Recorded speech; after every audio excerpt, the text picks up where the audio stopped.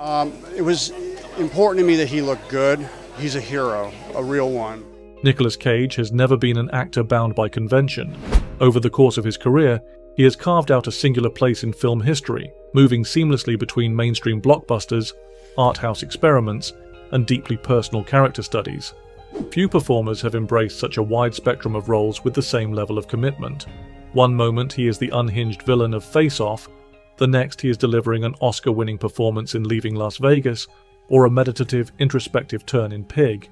His choices are unpredictable, but his passion for the craft is undeniable.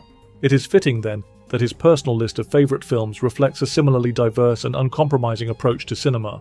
In an interview with Letterboxd, Cage revealed 4 films that had a profound impact on him, 4 works that shaped his artistic sensibilities and left a lasting mark on his creative instincts. At the top of his list is Juliet of the Spirits, Federico Fellini's surreal and visually extravagant exploration of a woman's inner turmoil. Fellini is at his best when he's just uber Fellini, and that's Fellini at the top Fellini, Cage enthused. He first encountered the film as a young child, and it left him mesmerized. I was gobsmacked by the color, he recalled, highlighting the film's dreamlike aesthetic and hypnotic compositions. The young Cage may not have fully grasped the thematic intricacies of the story, but he was captivated by its emotional impact. I was mostly taken by Giulietta Messina's performance. I felt so bad for her. It was really a study in dignity, her character. The film, which follows a woman navigating the collapse of her marriage while being haunted by visions both real and imagined, is an intensely personal work for Fellini, blending fantasy and reality in a way that defies easy categorization. It is not difficult to see why Cage gravitated toward it. His own performances often tread the line between heightened expression and raw emotional truth. Much like Fellini's film, his acting style embraces excess, but it does so with purpose. Whether playing a lovesick ex-convict in Moonstruck or a reclusive truffle hunter in Pig, Cage brings an intensity that can be exaggerated or restrained, depending on the needs of the character. His admiration for Juliet of the Spirits is not just an appreciation of its visual spectacle, but a recognition of its emotional sincerity. Fellini's ability to create an entirely subjective world, one filtered through the perspective of a protagonist grappling with loneliness and self-doubt, resonates with an actor who has never shied away from exposing his own vulnerabilities on screen. Another film that left an indelible mark on Cage's cinematic worldview was François Truffaut's The 400 Blows. The debut feature of the French New Wave pioneer, it tells the story of Antoine Doinel, a troubled young boy navigating the harsh realities of an uncaring society. Cage saw the film at a formative age, and its impact was immediate. "I'll never get the image of him on the beach at the end out of my head," he admitted. That final shot, a freeze frame of Antoine staring out at the ocean, has become one of the most famous images in film history. An ambiguous, haunting moment that encapsulates the film's themes of isolation, rebellion, and the search for freedom.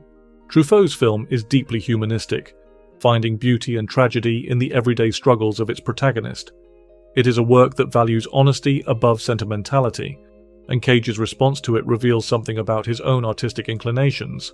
"I would laugh with him, and I was very upset for him," he said, a testament to the film's ability to elicit a spectrum of emotions. The connection between The 400 Blows and Cage's own career may not be immediately obvious, but there are echoes of its spirit in some of his most acclaimed performances. His work in Joe, Pig, and Adaptation all tap into a similar kind of emotional authenticity, portraying characters who are flawed, wounded, and searching for meaning. Like Truffaut's film, these performances do not rely on conventional storytelling tropes or easy resolutions. They unfold with an organic, lived-in quality that allows them to feel deeply personal.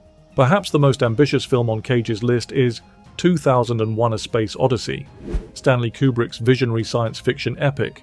It is a film that redefined the possibilities of cinema, a work of immense scope and philosophical depth. Cage first saw it at a drive-in when he was just 4 years old, an experience that clearly left a lasting impression. "It was cinematic poetry," he said, capturing the film's essence in just 3 words. Kubrick's masterpiece is often described as a film that needs to be experienced rather than simply watched. It is a hypnotic journey that invites the viewer to contemplate humanity's place in the universe, the nature of consciousness, and the limits of human understanding. Cage's fascination with 2001 speaks to his appreciation for film as an art form that transcends narrative conventions. His own career has included many performances that lean into abstraction and existential questioning. Films like Mandy, the unbearable weight of massive talent and wild at heart, all share a willingness to embrace surrealism, dream logic, and heightened reality. Kubrick's influence can be seen in the way Cage approaches his craft, unafraid to push the boundaries of what an actor can do within the cinematic frame. He has often spoken about using his performances as a form of self-exploration, a concept that aligns with the film's themes of evolution and transformation. The final film on Cage's list is Citizen Kane, a work that has long been regarded as one of the greatest ever made. Directed by Orson Welles when he was just 24 years old, it is a film that continues to be studied, dissected, and admired for its technical innovations and narrative complexity. Cage, like many cinephiles, is in awe of what Welles achieved. "I don't know how he did it at 24 years old. It does not age. It's as exciting as it ever was," he said.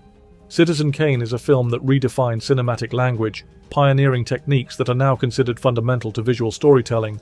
But beyond its technical brilliance, it is a deeply affecting character study, a portrait of ambition, loneliness, and the corrupting nature of power. Cage's reverence for the film suggests a deep respect for cinema's ability to evolve and reinvent itself. His own career has been defined by a refusal to stagnate, a constant pursuit of new challenges and unexpected creative directions. Welles's audacity as a filmmaker, his willingness to break rules and experiment with form, is something that Cage clearly admires. His career choices reflect a similar kind of risk-taking, an unwillingness to be confined by expectations. Whether working in big-budget Hollywood productions or small independent films, he brings the same level of commitment, always searching for something that will push him forward artistically. These 4 films provide a fascinating insight into Cage's artistic identity. Each one represents a different facet of his approach to cinema: Fellini's surrealism, Truffaut's emotional honesty, Kubrick's ambition, Welles's innovation. Collectively, they reveal a performer who sees film as more than just entertainment. For Cage, cinema is a space for self-expression, for experimentation, for discovery. His own filmography is filled with choices that reflect these ideals, from the feverish intensity of Bad Lieutenant, Port of Call, New Orleans, to the quiet melancholy of Pig. He is an actor who has never played it safe, who has never settled into predictability. What makes Cage such a compelling figure is his complete immersion in the art of filmmaking. His favorite films are not just works that he enjoys, they are pieces of cinema that have shaped him, that have informed his understanding of performance and storytelling. They are films that challenge audiences, that provoke thought, that linger in the mind long after the credits roll. His admiration for them is not simply nostalgic, it is an ongoing dialogue between the artist and the medium. In many ways, his own career is a tribute to the kind of cinema he loves, cinema that takes risks, that reaches for something deeper, that dares to be extraordinary.